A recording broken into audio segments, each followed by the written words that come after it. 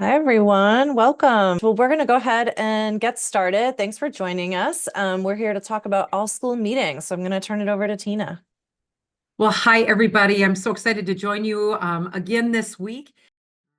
So, as you can see, we started off building a positive community with staff and parent outreach and family outreach, common areas. Now, this week, all school gatherings, because that's such an important part of us building a strong school culture. And as we're all starting this new school year, that is an important piece. You want children to feel like they're a part, and staff to feel like they are a part of something greater than themselves as well. All right. So now let's just take a moment and really think about this idea of whole school, school-wide gatherings. And we want to foster community. So it's important for us to have a place where the whole community can gather together.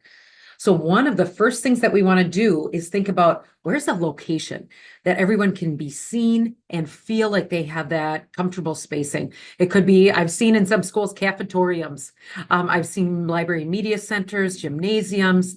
And for me at my school, so I was an elementary principal for 8 years, and it was really hard if we did them in the morning to do it in the gym. And because then the PE teacher, physical education teacher, is trying to set up quickly after that as well. So I really tried to be thoughtful of where's the location that can house everybody, and how can I also be respectful of the teaching that has to go on in that location right afterwards as well. So another thing with school-wide gatherings, you want everyone to be seen and to see. They're a part of something bigger, but it's also the sense of belonging, significance, and fun. We want to be able to show that in a safe and empathetic way that we are all a part of something greater, and we can have some fun. It doesn't have to be chaos.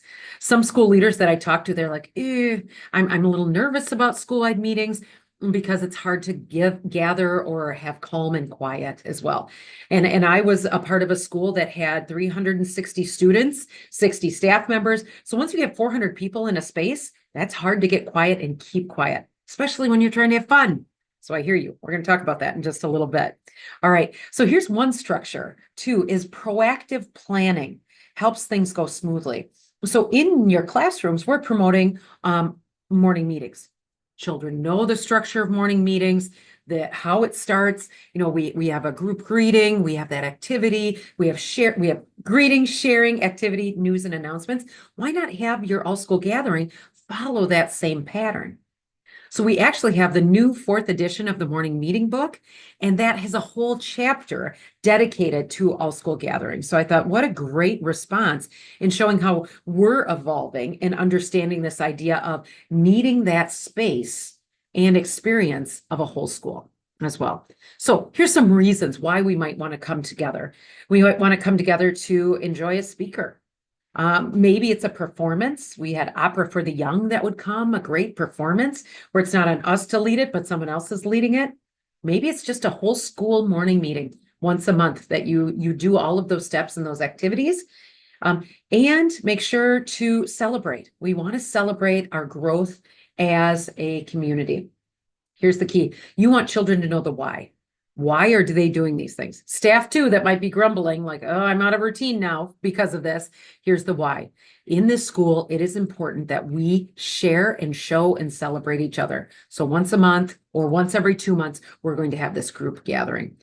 We do that so it's not an exercise in compliance, but it's a sense of community as well. And it's a gift to reinforce that you are all an important part of our community as well. All right, so gatherings are important. So in the chat, how often do you have all school gatherings? If you've had them in the past, and if you haven't, why not? Just put some thoughts in there. What is it that you're kind of saying, yeah, that's not something that's really a priority for us right now. But if you do have them, about how many a year? Is it once a month, once a quarter, once a year? Add that to the chat. And if Kristen, you can summarize some of that for us.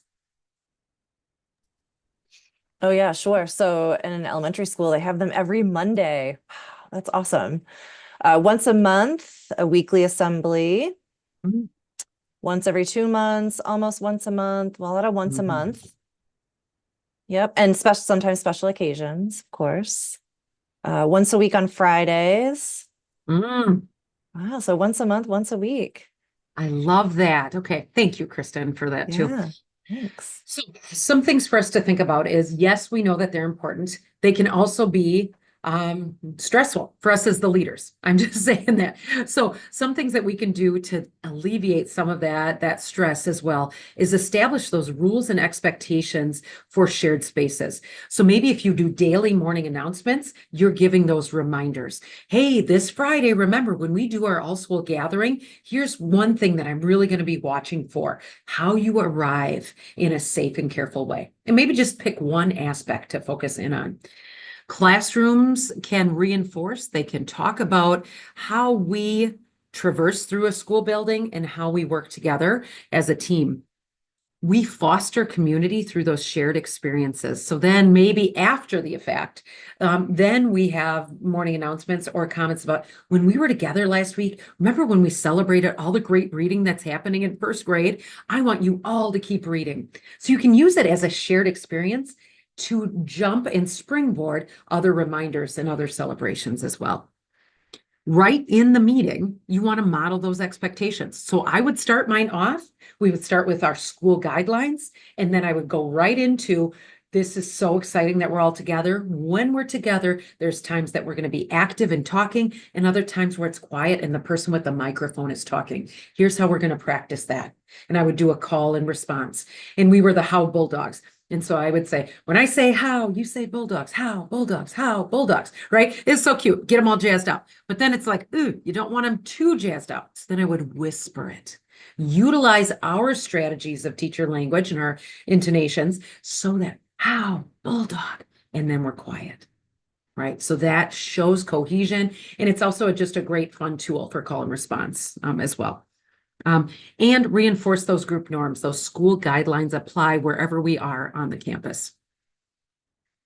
Okay, so now here's some things I want you to reflect on. So I want you to pause and just reflect on your current process. Those of you that do it weekly, I bet you have this down pat with arrivals and dismissals.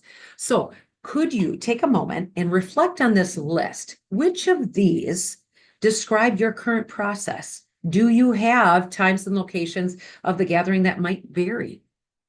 So look through these things, and I want you just to reflect. Which of these apply to you? All right, so from doing it for many years, here's what I've learned. If I always do it on Tuesdays at 9 a.m., the same teachers are missing out on their specials. Okay, first year issue, because I thought, oh, easy. I'm just going to plan it for the exact same time, exact same place.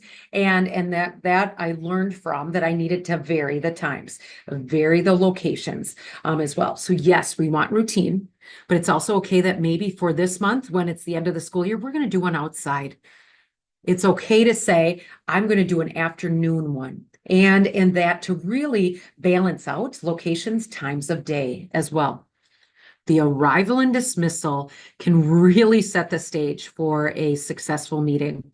If they come in all, discombobulated and everything, it's really hard to bring them down.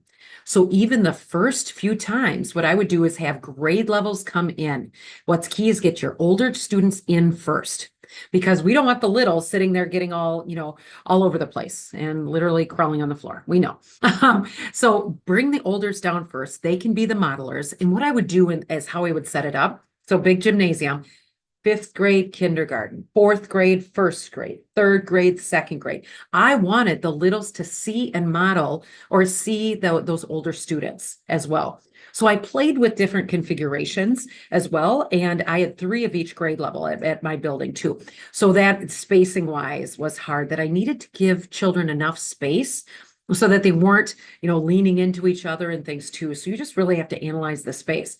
I heard of a school once too that thought of like a pie and thinking about half of a pie, and then where you would have each grade level kind of having a slice of the pie, so that there are up close to the front a variety of students that they can all be with each other. So I did lines, but slices of pie, something to consider. All right. Reminders of rules and routines given at the onset. Absolutely. We want to make sure to set that. And I think the staff appreciate that as well. because they're quite not sure when should they go up and sit next to a student, when do they intervene, especially if me as the leader, I'm leading that all school gathering too. So I would talk to the staff about it ahead of time and just say, you know which children need proximity. That is one of our, our responses, knowing our children, is really finding out who needs what, which ones need to sit next to you, which ones might need some little fidget to have in their pocket, to work with as well. So, arrival dismissal, I'm going to go back to that because I realized I didn't talk about dismissal. Dismissal. Now, it can be, especially if you have a building where they're all funneling down the same hallway, you want to stagger it. So what I would do is, again, have those younger ones go first. I'd just say, olders, you're going to help me clean up, pick up the different cones, because I had little cone markers where a certain grade level was a color. So the purple cones were always second grade, and we had little second grade flags. It was super cute, but they would help me put those things away so that if we were in the gym teacher could then also set up quickly. They would be helpers with that. Get the littles in last, out first. That's going to just save sanity. All right. Also, the dismissal part, you might want to consider having different pathways if they're coming through the building, as well. Just be strategic about it. It takes a little extra planning, but when it works, it's beautiful that you can get them back to class within, 3 to 5 minutes as well. Short, sweet, teachable ways to encourage interaction that is in control. Now, children get excited and things, and what I wanted to always avoid was that chaos and that screaming, right? Because they're in a larger space. So what we would practice would be like jazz hands or yay, silent cheer, some of those things that they can show that excitement, and it doesn't have to always be verbal. Lastly, gatherings are designed to meet the needs of various developmental needs of students. And we're going to really think about, how do you respond to a whole school when you have fifth graders at a very developmentally different level than our K and first graders, as well, or even our pre-K. So we'll talk about that in just a moment too. I know this was a lot on this slide, but there's so many things to think about to do it well. We want this to go well, because what I want to avoid, leaders, is that a teacher's grumbling, saying, here we go, all school gathering, I'm out of routine, kids are all juiced up, and they come back to the classroom and it's chaos. And I missed my 60 minutes of math time. I'm only down to 30 minutes of that. So what I want to do is be as precise. They know the why, here's what we're doing, and that it's well planned. That helps everybody understand the why and the how, that we're going to get these to be quite a good routine as well. All right. So establishing rules and expectations. So I'm curious from you, those of you especially that do this weekly, I know you've got this figured out and you're going to share with the rest of us. What is a signal you like to use? Do you do a call and response? Do you have an auditory or a visual signal?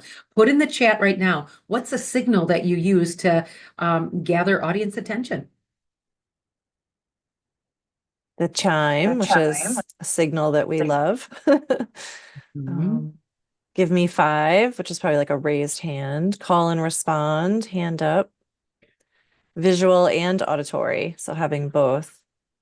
Raise our hand and a finger to our lips, our hand clap signal, the clap and response.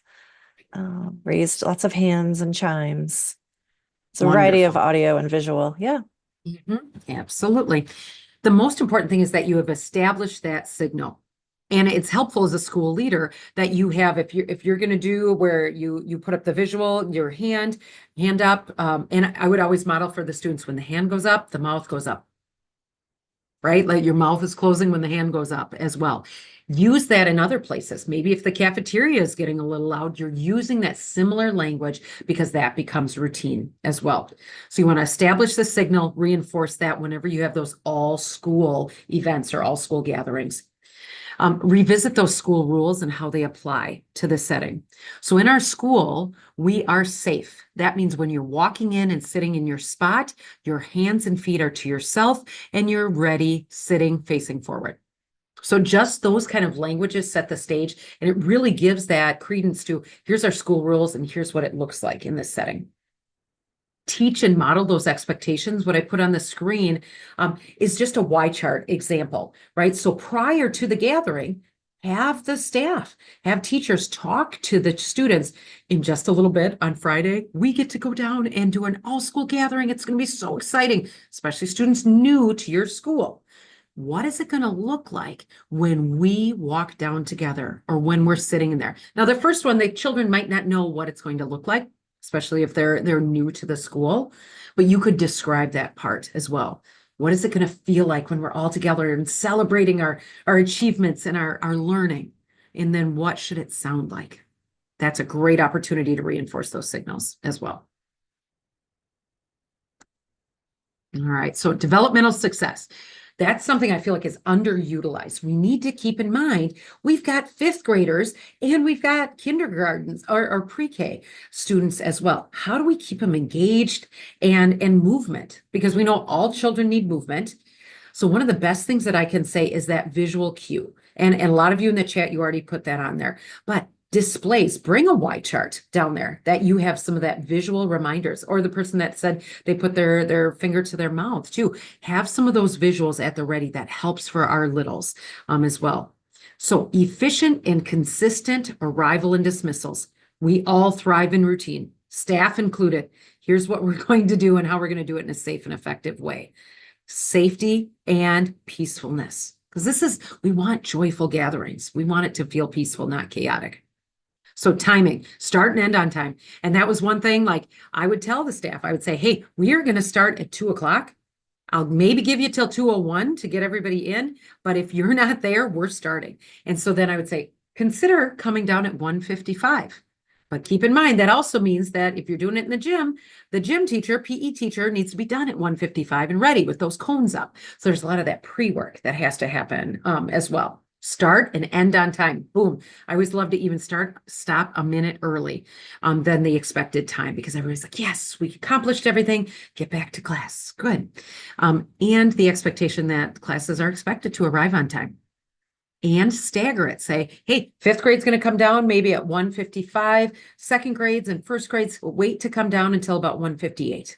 That's okay to say that. It's not micromanaging. That's being efficient with them as well. Here's one important thing that I learned. Don't end the day with an all-school meeting. I always thought, oh, what a great way to end the day. Yeah, the secretaries are trying to find someone that their parent is trying to pick them up. They need to get notes out about a change in a bus route or something. And here's, I'm getting like the look. We all know, from the key office, front office professionals that are saying, hey, we've got to get a hold of these people. And it's just too chaotic. So if I did want to do one towards the end of the day, I would end 15 minutes before that. And they would stack and pack before they came down. I was making sure to be out of there by quarter of that, whatever the end of the school day. For us, it was 3:15. And then they were able to have that peaceful end as well. And we would call it like a closing circle of our day.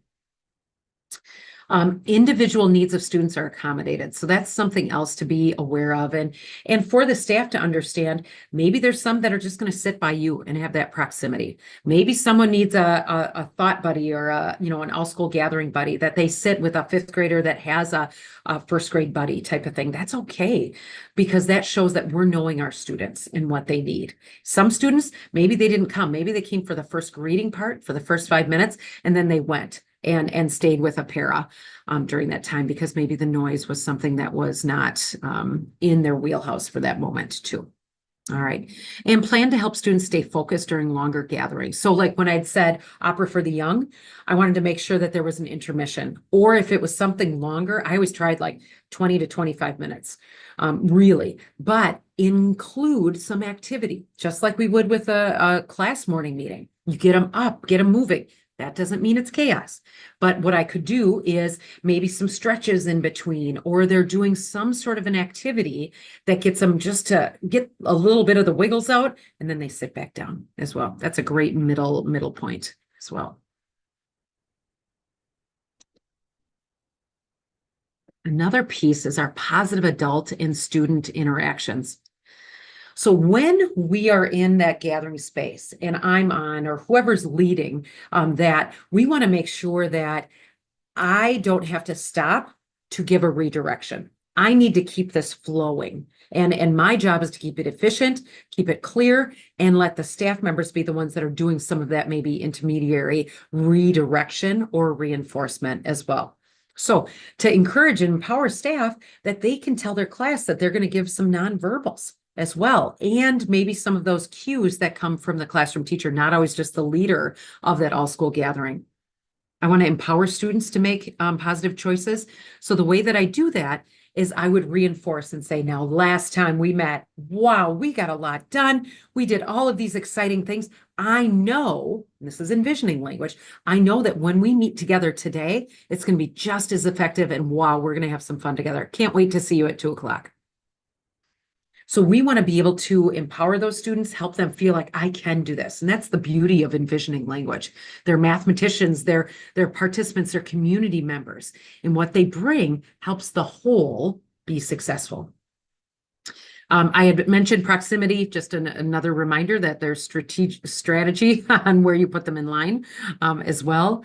The visual cues, positive teacher language, positive adult language as well. So what I want you to put in the chat for right now are what are some examples of positive reinforcing language that might be heard during a gathering? It could be from the leader, could be from an observer. Put in the chat because we're practicing our language. See what I'm doing here? All right. What are some examples of reinforcing language that could be heard during a gathering? Go ahead. Brian wrote, I'm noticing that students are entering the gym quietly. I notice so many students sitting with calm bodies, ready to get started. What great listeners you are. I'm noticing boys and girls are sitting crisscross and staying in their space. And one is for like pointing out something that a specific student is doing. So saying like, okay, student, I see what you're doing. That's great. I notice that you're keeping your body safe and listening to the speaker. Nice. Practicing And then reinforcing language. Yes, and we're able to model for staff too. And I want students to know that we're naming and noticing all the time. We cannot, and maybe if you've been with me during this series too, I used to be the queen of good jobs. Oh, good job. We need to be specific and give those things and those nuggets that we want them to do again. Same thing, you don't have to put anything in the chat this time, but reminding language. How are we going to be proactive and remind them before and after? Remember that reminding language can be after the fact as well. So here's some ideas and options, and I want to make sure to get to this because I thought I was going to be done early this time, Kristen, but I just love talking about this stuff. Wow. All right.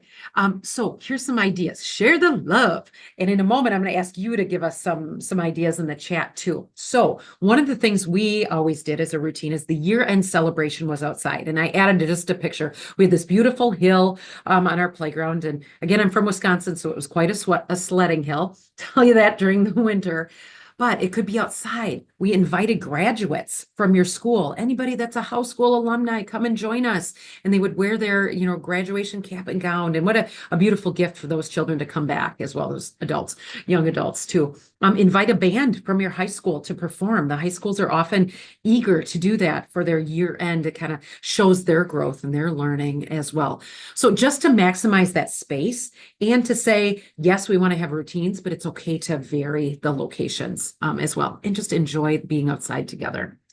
Sometimes we would have our parent teacher community, PTC, kick off a fundraiser, and we did a role play with other staff because what I wanted to do is bring some of the staff members that are maybe more quiet or whatever, like when they're on stage, the children love it, especially when their teacher is the one doing some of the role play. Kids are eating that up too. So that was just kind of fun to do some role plays embedded within that gathering. So I'd shared before an Opera for the Young presentation. We want to bring in that rich experience of outside of our campus as well. Virtual gatherings. Okay. This started in COVID, but we kept it going because it was just so fun. So virtual gatherings, we'd ended up doing it one time a year, usually around December time. So it was a hoot. So what we would do is have everybody I'd send them all a Zoom invite, just like this. You're seeing everybody on the screen, like it's a gallery. And I would do fastest finger contest. Many of you have probably seen that, but so I would say to the staff, I'd say, okay, and the students just ate this up, and I'd be like, you're going to call my extension, and caller number 9 is going to win fabulous prizes. Whole school would just die laughing because I'd be like, what is Mrs. Miller going to bring for fabulous prizes? It was really whatever I had left over, probably from a conference or something. So caller number 9, and right live, I'd be like, you're calling number 1. And I would just get 70 phone calls. It was hilarious. So just those little things, and the kids are just, all excited. That builds community. that builds a shared experience of we're belonging, we're having fun together. We also, during those virtual ones, we would maybe do group exercises. We would do so that they could stretch or they could do something from their classroom. We've done shared songs, shared read alouds, even a class bingo at one point in time. So virtuals are just a fun way to kind of mix it up as well. And don't forget, you could have the grade levels take on planning. So that maybe in September, well, maybe September's you, and then October you have fifth grade takeover because the majority of those fifth graders would have experienced them, over and over. But the facilitation and the leading of a meeting is fantastic for those grade levels to have that encouragement as well. Key though is that you're setting the routines, the expectations, and those procedures so it goes well. So maybe even you're doing September and October, then by about November, you're ready to do that gradual release. It could also be one portion of the morning meeting or of the school-wide gathering is led by a grade level as well.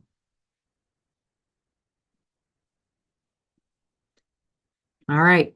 So now we've talked a lot about it, and I'm curious from you, what are maybe an action step, or what is something that you're thinking you want to do? What is an intention that you have for your all school gatherings as we kick off this great new school year? What's one action step? It doesn't have to be related to this content. If there's something noodling in your brain or an intentionality, please put that in the chat. Go ahead, share out. Someone is saying, reflecting they want to have staff meetings and whole school gatherings follow a morning meeting format. Oh, yes. Love that. Mm, Love the idea of a mhm. virtual meeting in case you can't accommodate everyone. So your school might be so large, or your large spaces aren't large enough that you can't fit everybody. So virtual is always an option. Um, Visual cues, including movement at the beginning and the ending, explicit community agreements, more mindful of the timing of each meeting, identifying the best Mhm. places. And then there's a question about, do you have ideas for morning meeting with the whole school? So we were mentioning before that the new morning meeting book, the fourth edition, has a whole chapter on using morning meeting as an all school structure for your all school gatherings and meetings. And then Tina, do you want to talk about the quick coaching guide? Yeah, so Kristen in the chat will put the link. We do have a Joyful Gatherings quick coaching guide, and those are just a fantastic opportunity for people to work together and for your staff to come to those agreements. What should it look like and sound like when we have these opportunities? So that's linked in there, and I know our time's almost up, but I do want to thank you. Thank you for making joyful noise. I love that. Let's be joyful together this year. And having all school gatherings is just a blessed way to be able to do that as well. You're enhancing the community of your whole school. Also, don't forget, if you want to continue the conversation, I would love to talk to you about it and to schedule a meeting. That QR code is right there. I have great people that are ready that can meet with you. We would love it if you would meet with us as well. And don't forget, next week we have a few more. We have reinforcing language and less rewards, and also empowering teachers to lead a book study. So thank you for your time again today. What a wonderful gift of time for us to be together. Yeah, thank you so much, everyone, for your engagement, and best of luck as some of you are starting school with students this week. So, and some of you already have had several weeks under your belt. So welcome back, everybody, and we'll see you next week. Thanks, Tina. Thanks, everyone. Thank you, everybody. Bye-bye.